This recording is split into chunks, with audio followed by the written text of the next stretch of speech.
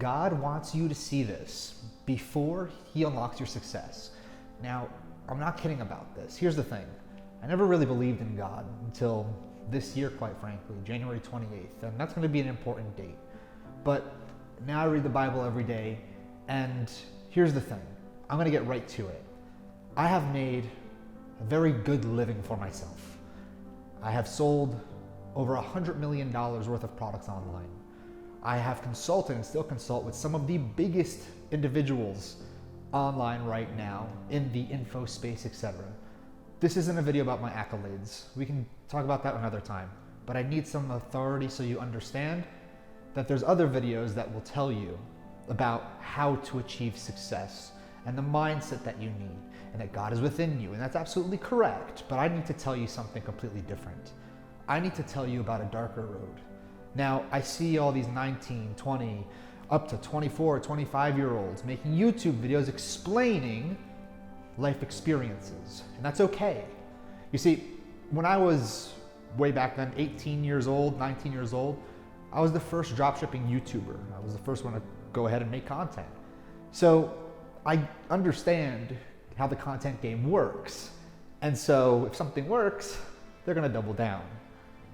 But I have something that, quite frankly, you're gonna wanna hear. As a matter of fact, you're gonna wanna pay very close attention, because you're probably in that range between the 17 up to your mid-20s. And I'm about to be 30. I'm about to be UNC level, UNC status. I'm gonna tell you right now, what I'm gonna tell you is gonna save you so much, because you will be successful. But the problem is, on the journey to go ahead and being successful, a lot of people focus on money. Now, of course, God does want you to go ahead and be prosperous. He doesn't want you to be a failure, of course, right? So that's natural. Now, what do I have to tell you that's so important that I'm telling you to stay? Number one is that the chase of money, it's very incredible, but not everything that glitters is gold. Keep that in mind. Not only that, is that at a young age, I was 19 years old, and I even have posts out there where I show my W-2s and whatnot, and I show $1 million+ in profit at 19. My first car was a $140,000 car with $3,500 a month insurance. I didn't know any better because that was my first car. People were like, how much in insurance? I didn't know. All I knew was that car. And so the whole reason why I bring this up is because I see a lot of young individuals right now either aiming for success, wanting money for the status, whatever it is, or they are already somewhat successful, want to get to the next playing field, which is okay, which is what I kept doing. And the problem is on this journey, you're going to be alone. There will be people around you, but you will be alone. At the end of the day, no matter what level you get to, I promise you one thing. People say, oh, they'll root for you at the top when they didn't believe you at the bottom, right? No, that's not true. They're never going to root for you. You need to root for you, because once you're at the top, they root for you to fall. Once you're at the bottom, they want you to stay with them down there. It's only you, and you have to accept that. So one pitfall that I want you to avoid, hopefully, is blocking out the noise. At the end of the day, there is no plan B. You only have one plan, plan A. If you know Hernan Cortez, he went ahead and brought ships over and went to conquer the Aztecs. What he did once he landed on shore was he had his men burn every single ship. Why? Because he gave them no option except to win or die.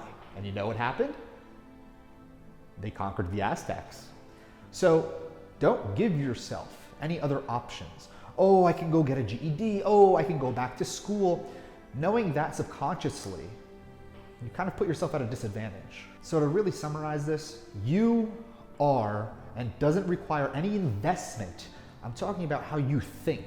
And I see a lot of videos out there these days talking about visualization and kind of like future pacing, like thinking about where you want to be. Think and Grow Rich by Napoleon Hill was the very first book I ever read. And I sat there, I remember I crossed my legs, I had my vision board. It worked, absolutely. Once you start making it, once you start achieving some sort of success, Maybe you haven't started achieving some sort of success and people say it's never going to happen. It will, okay? Because time multiplied by persistence equates to success. You can only fail so many times for so long, again, before you get it right, all right? So here's the thing, is that once you do make it, for my young viewers that watch this, hopefully anybody watches this, when I went and bought my Lamborghini off the lot, 2 weeks later, my G-Wagon off the lot, cash, right off the lot, no lease, no finance, none of that, okay? Great time. I let my friends drive it, all of that. Great. I was letting my friends live with me. Amazing. Now, I don't want to say this and seem malicious, but I haven't seen some of them in years. As a matter of fact, my closest friend, who I also help make millions of dollars, we don't talk anymore. So, at the end of the day, one thing that I want to really emphasize is, back to the first point, is it's kind of you. It's a lonely road. And I know what I'm about to say here is gonna really hit home, is that I know a lot of you watching have difficulties in relationships. This is the key.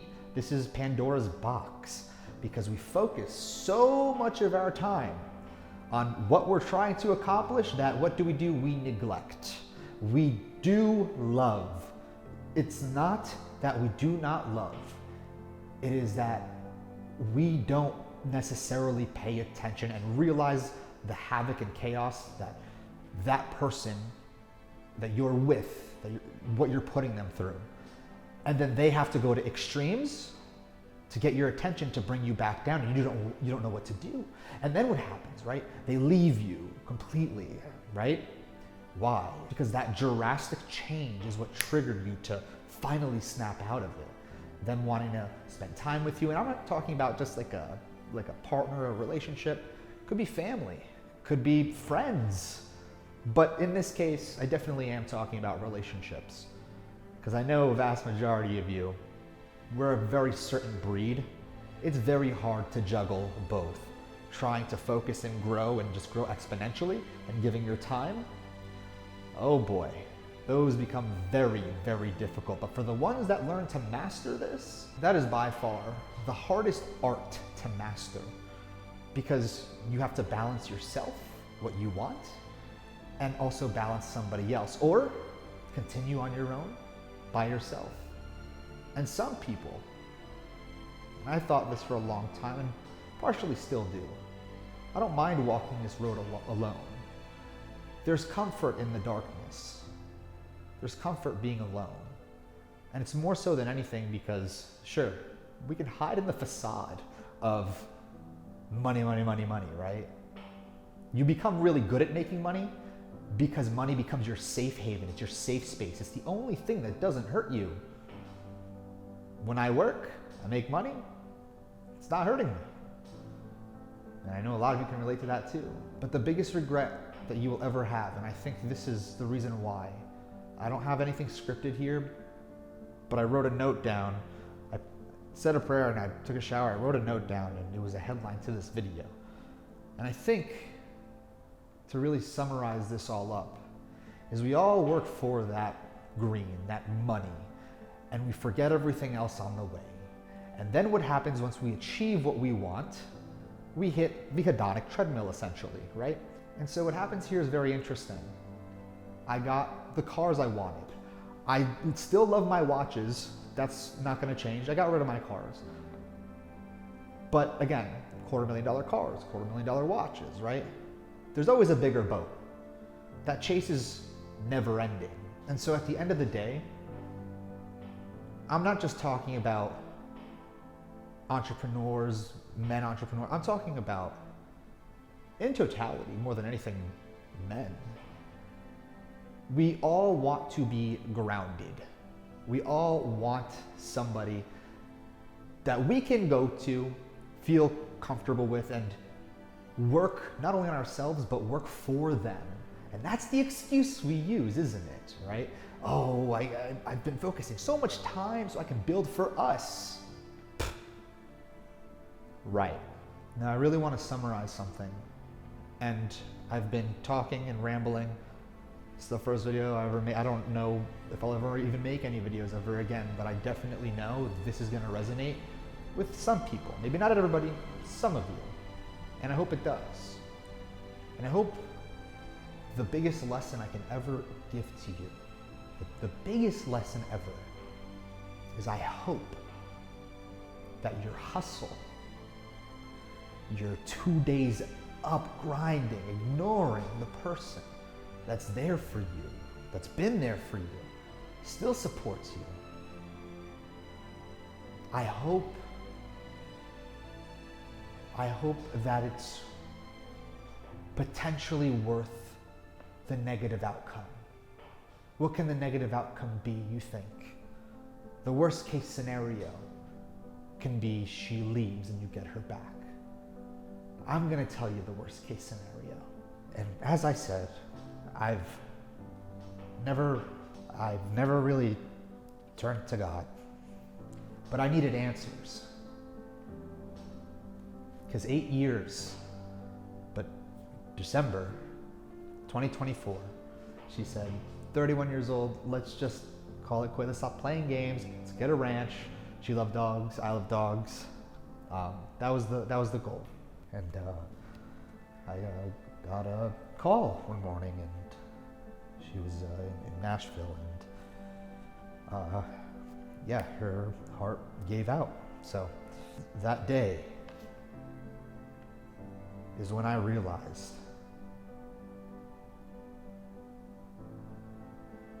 all this money,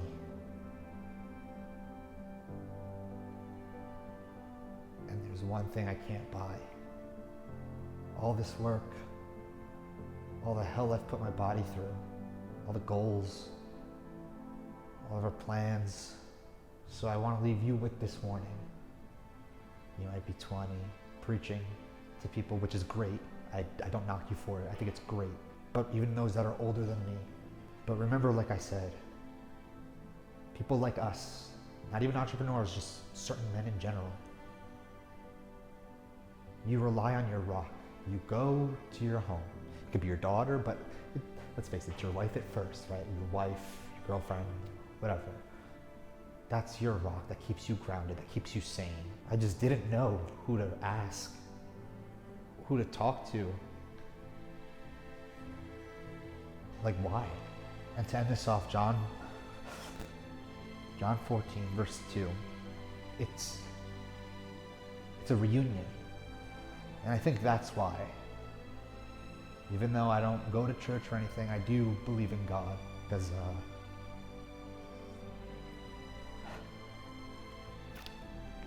I guess I got a lot to fill her in on.